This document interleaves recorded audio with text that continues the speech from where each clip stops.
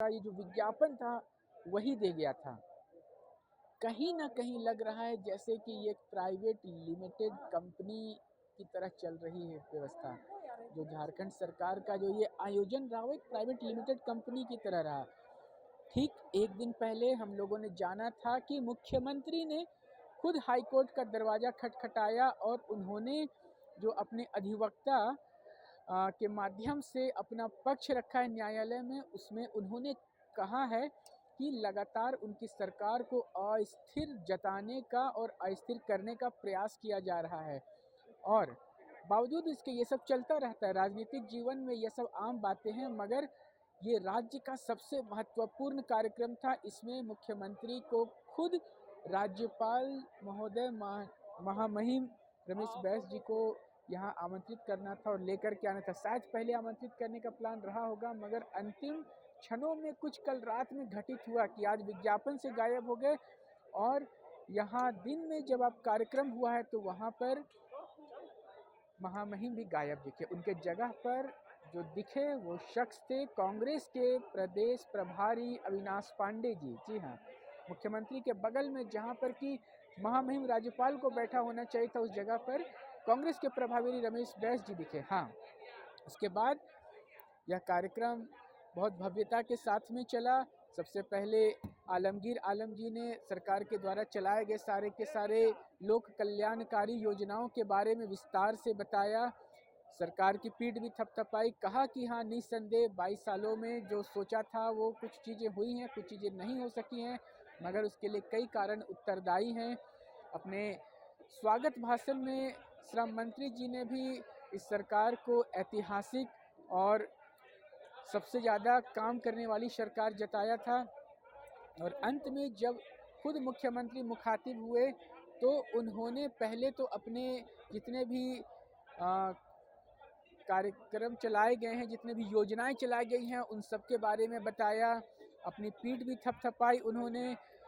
सामने बैठे हुए समर्थकों और जो स्कूली बच्चियां आई थी उनसे मुखातिब होकर के उन्होंने पूछा भी कि जो उन्होंने सर्वजन पेंशन योजना शुरू की है, जो कि पूरे देश में सिर्फ झारखंड में चलाया जा रहा है। जी हाँ, मुख्यमंत्री जी के ये बात तो बिल्कुल सही है कि सिर्फ झारखंड में ही वो यह योजना चल रही है कि सभी बुजुर्गों को जिनकी भी उम्र 60 साल से ज़्यादा हो चुकी है उन्हें पेंशन दी जा रही है।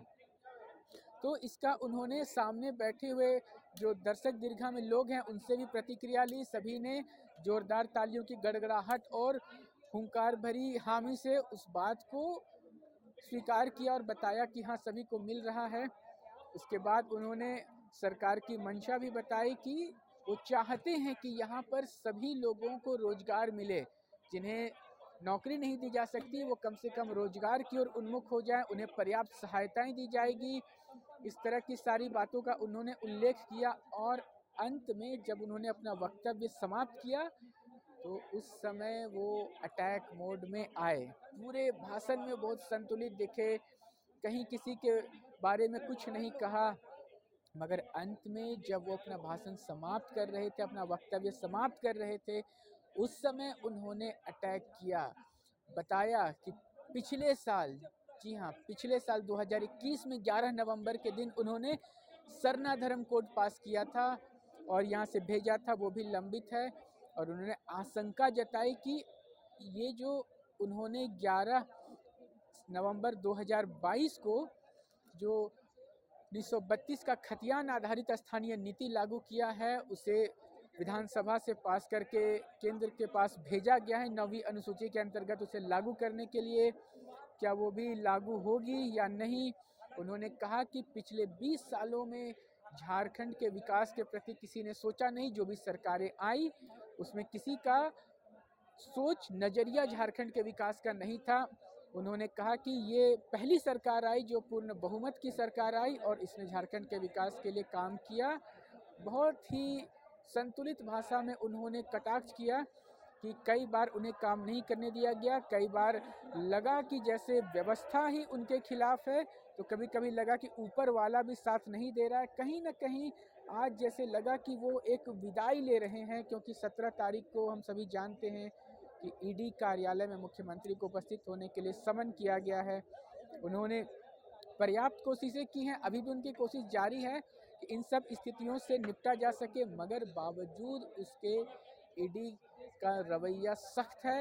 ईडी ने उन्हें समन भेज करके बुलाया है और इस बार उन्हें उपस्थित होना पड़ सकता है।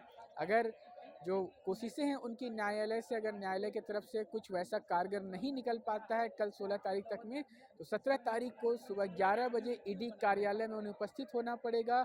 ईडी को जो सवाल हैं अवैध खनन जो साहिबगंज में हुआ, उससे जो एक मामला चला है जिसमें कि कई छापेमारियां हुई हैं, उससे संबंधित जो सवाल है उनका जवाब देना पड़ सकता है। तो कहीं ना कहीं जैसे लगा कि हो सकता है आने वाला कल क्या होगा पता नहीं, तो अपने सारे कामों का लेखा जोखा उन्होंने दिया और जो कुछ नहीं हो सका उसके लिए किस्मत, व्यवस्था और जो उनके सामने है, जिसे विपक्ष कह लें या देश की सरकार कह लें, जो केंद्र सरकार है, उसे निशाने पर लेते हुए अपने वक्तव्य को समाप्त किया और अपनी शुभकामनाएं देते हुए बातें की। बहुत ही भव्य कार्यक्रम चला। आप सभी दर्शकों को भी मैं झारखंड के इस जन्म दिवस की इस 22वीं वर्षगांठ की बहुत बहुत बधाई देना चाहूँगा। दृष्टि नाव परिवार की तरफ से समस्त झारखंड वासियों को झारखंड के सफलतापूर्वक 22 वर्ष पूरे होने की हार्दिक हार्दिक बधाई और शुभकामनाएं। जो कुछ भी ताज़ा राजनीतिक सामाजिक अपडेट्स होंगे वो लेकर हम फिर आपके सामने उपस्थित होंगे। बने रहें दृष्टि नाव के संग। कैमरा सहयोगी रिक्की राज के साथ मैं विजय दत्त पिंटू। फिलहाल